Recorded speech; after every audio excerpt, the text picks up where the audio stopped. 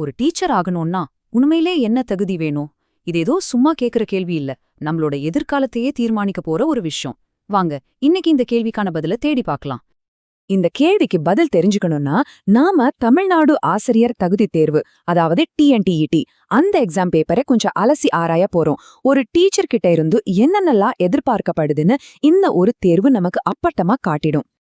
சரி, நாம என்னெல்லாம் பார்க்க போறோம்னா, முதல்ல ஒரு டீச்சரோட அல்டிமேட் டெஸ்ட் என்னன்னு பார்ப்போம். அப்புறம் ஸ்டூடெண்ட்ஸோட மனசை எப்படி புரிஞ்சுக்கணும், லாங்குவேஜ்ல எவ்வளோ கிரிப் இருக்கணும், சயின்ஸ் மேத்ஸ் நாலேஜ் எப்படி இருக்கணும்னு ஒன்னா பார்த்துட்டு கடைசியா இதுலேருந்து நமக்கு என்ன தெரிய வருதுன்னு பார்க்கலாம். முதல்லயே சொல்லிடுறேன், இந்த தகுதி தேர்வுங்கிறது ஒரு சாதாரண எக்ஸாம் கிடையாது. இது நாளைக்கே நம்ம குழந்தைங்களோட உலகத்தை உருவாக்க போறவங்கள செலக்ட் பண்ற ஒரு பெரிய சேலஞ்ச். இது வெறும் புக்ல படிக்கிற அறிவை மட்டும் டெஸ்ட் பண்றதில்ல, ஒருத்தரோட பொறுப்புணர்ச்சி எந்த அளவுக்கு இருக்குன்னு சோதிக்குது. டீச்சிங்கோட ஃபர்ஸ்ட் ஸ்டெப்பே என்ன தெரியுமா? ஸ்டூடெண்ட்ஸ் எப்படி யோசிக்கிறாங்கன்னு நாம புரிஞ்சுக்கிறது தான். சும்மா பாடத்தை நடத்திட்டு போறது மட்டும் டீச்சிங் இல்ல, அந்த பசங்களோட மனசை படிக்க தெரியறது தான் ஒரு டீச்சரோட முக்கியமான வேலை. உதாரணத்துக்கு காக்னிட்டிவ் டெவலப்மெண்ட், அதாவது அறிவாற்றல் வளர்ச்சின்னு ஒரு கான்செப்ட் இருக்கு. ஒரு குழந்தை எப்படி யோசிக்க கத்துக்குதுங்கிறத பத்தினது இது. யோசிச்சு பாருங்க, இந்த மாதிரி ஒரு சைக்காலஜி தியோரியே தெரியாத ஒருத்தர் ஒரு குழந்தையோட லேர்னிங் பயணத்தை எப்படி சரியா வழிநடத்த முடியும்? சரி, இந்த மாதிரி தியோரி எல்லாம் தெரிஞ்சு வச்சுக்கிட்டா மட்டும் போதுமா? ஒரு டீச்சர் இதை எப்படி ஒரு கிளாஸ் ரூம்ல யூஸ் பண்ணுவாங்க? இங்குதான் விஷயமே இன்ட்ரெஸ்டிங் ஆகுது. இந்த எக்ஸாம்ல பிராக்டிக்கலான பிரச்சனைகளை பத்தியும் கேள்வி கேட்கறாங்க. உதாரணமா, தன்னோட சூழலோட அட்ஜஸ்ட் பண்ணிக்க கஷ்டப்படுற ஒரு குழந்தைக்கு எப்படி ஹெல்ப் பண்றதுன்னு ஒரு டீச்சருக்கு தெரிஞ்சிருக்கணும். இதுக்கு வெறும் புக்ல படிச்ச அறிவு மட்டும் பத்தாது இல்லையா? நல்ல ஒரு மனோபாவமும் அந்த குழந்தையோட நிலையில இருந்து யோசிக்கிற திறனும் ரொம்ப முக்கியம். சுருக்கமா சொல்லணும்னா, இந்த சைக்காலஜி செக்ஷன்ல ஒருத்தரோட பர்சனாலிட்டியை கணிக்கிறதுல இருந்து எமோஷன்ஸை எப்படி கண்ட்ரோல் பண்றது வரைக்கும் மனுஷனோட நடவடிக்கைகளை பத்தின நிறைய நுணுக்கமான விஷயங்கள் வருது. இதுவே காட்டுது பாருங்க, ஒரு டீச்சரோட வேலை எவ்வளோ ஆழமான அதே சமயம் சவாலான ஒண்ணுன்னு. அடுத்து நாம பார்க்க போறது ஒரு டீச்சரோட மொழி திறமை. இங்க என்ன ஒரு பெரிய சேலஞ்ச்னா, ஒரே நேரத்துல 2 மொழியிலையும் அவங்க எக்ஸ்பர்ட்டா இருக்கணும். இங்க பாருங்களேன், ஒரு பக்கம் தமிழ் இலக்கியத்துல எவ்வளவு ஆழமான அறிவு இருக்குன்னு டெஸ்ட் பண்றாங்க, இன்னொரு பக்கம் இங்கிலீஷ் கிராமர்ல எவ்வளவு துல்லியமா ரூல்ஸ் தெரிஞ்சிருக்குன்னு கேக்குறாங்க.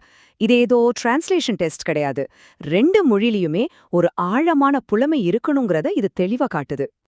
அப்படின்னா என்ன அர்த்தம்? ஒரு டீச்சர் ஒரே நேரத்துல ஒரு இலக்கிய விமர்சகராவும் இருக்கணும், ஒரு கிராமர் எக்ஸ்பர்ட்டாவும் இருக்கணும், தமிழ் எழுத்தாளர்களை பத்தின கேள்விகள், மரபு தொடரோட அர்த்தம், இங்கிலீஷ்ல இருக்கிற சிக்கலான கிராமர் ரூல்ஸ்னோ எல்லாத்துலயும் அவங்க பக்காவா இருக்கணும். சரி, மொழித்திறனை பார்த்தாச்சு. இப்ப சயின்ஸ் மற்றும் மேக்ஸ் பக்கம் வருவோம். இங்க ஒரு டீச்சருக்கு அனாலிட்டிக்கல் மற்றும் லாஜிக்கல் திங்கிங் எந்த அளவுக்கு தேவைப்படுதுன்னு பாருங்க. முதல்ல மேத்ஸ். இந்த மாதிரி காம்ப்ளெக்ஸான ஜியாமெட்ரி கணக்கெல்லாம் சால்வ் பண்ண தெரியணும். இது சும்மா ஃபார்முலாவா மனப்பாடம் பண்ற விஷயம் இல்ல, அதை எப்படி எங்க கரெக்டா யூஸ் பண்ணணும்னு தெரிஞ்சிருக்கணும். அடுத்து பிசிக்ஸ். ஒரு கிராஃப் கொடுத்து அது என்ன சொல்ல வருதுன்னு புரிஞ்சுக்கிட்டு விளக்க தெரியணும். சயின்ஸோட பேசிக் கான்செப்ட்ஸ் எவ்வளோ ஆழமா புரிஞ்சிருக்குன்னு இதுல தெரிஞ்சிடும். அப்புறம் கெமிஸ்ட்ரி. இங்க வெறும் பேசிக்ஸ் மட்டும் பத்தாது, ரொம்ப காம்ப்ளெக்ஸான கெமிக்கல் காம்பவுண்ட்ஸை கம்பேர் பண்ணி இதுல எது ரொம்ப ஸ்ட்ராங்கான ஆசிட்னு கண்டுபிடிக்கிற அளவுக்கு அட்வான்ஸ்ட் நாலேஜ் தேவைப்படுது. கடைசியா பயாலஜி. செடிகளோட ரொம்ப நுணுக்கமான பாகங்களை கூட வகைப்படுத்துற அளவுக்கு டீட்டெயில்டான அறிவு இருக்கணும். சயின்ஸ் சப்ஜெக்ட்ல மட்டும் ஒரு டீச்சருக்கு எவ்வளவு பரந்த அறிவு இருக்க வேண்டியிருக்குன்னு யோசிச்சு பாருங்க. சரி, இவ்ளோ விஷயங்களையும் பார்த்தாச்சு. அப்போ இந்த தேர்வு உண்மையில ஒரு டீச்சரை பத்தி நமக்கு என்னது சொல்ல வருது? ஒரு டீச்சர்னா அவங்க யாரா இருக்கணும் பாருங்க. அவங்க ஒரு சைக்காலஜிஸ்டா இருக்கணும், ஒரு மொழி வல்லுநரா இருக்கணும், ஒரு இலக்கிய விமர்சகரா இருக்கணும், ஒரு கணக்குவாதியாரா கூட இருக்கணும். அது மட்டும் இல்லாம பிசிக்ஸ், கெமிஸ்ட்ரி, பயாலஜி தெரிஞ்ச ஒரு சயின்டிஸ்டாவும் இருக்கணும். இத்தனை ரோலையும் ஒரே ஆள் செய்யணும். சிம்பிளா சொல்லணும்னா, ஒரு டீச்சருங்கிறவர் ஒரு ஆல்ரவுண்டரா இருக்கணும். அவங்க கிட்ட இருந்து கிட்டத்தட்ட ஒரு டசன் சப்ஜெக்ட்ல எக்ஸ்பர்ட்டா இருக்கணும்னு எதிர்பார்க்கப்படுது. இது நிஜமாவே ரொம்ப பெரிய விஷயம். அதனாலதான் சொல்றேன், இந்த எக்ஸாம் வெறும் தகுதி தேர்வு மட்டும் இல்ல, இது நம்ம எதிர்காலத்தோட மனச கட்டமைக்க போறவங்கள தேர்ந்தெடுக்கிற ஒரு ப்ளூ பிரிண்ட் மாதிரி. நம்ம குழந்தைங்களோட எதிர்காலத்தை யார்கிட்ட நம்பிக்கையோட ஒப்படைக்கலாம் தீர்மானிக்கிற ஒரு முக்கியமான அளவுகோல் இது.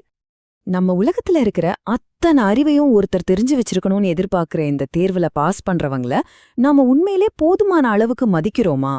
இது நாம எல்லாரும் யோசிக்க வேண்டிய ஒரு முக்கியமான கேள்வி.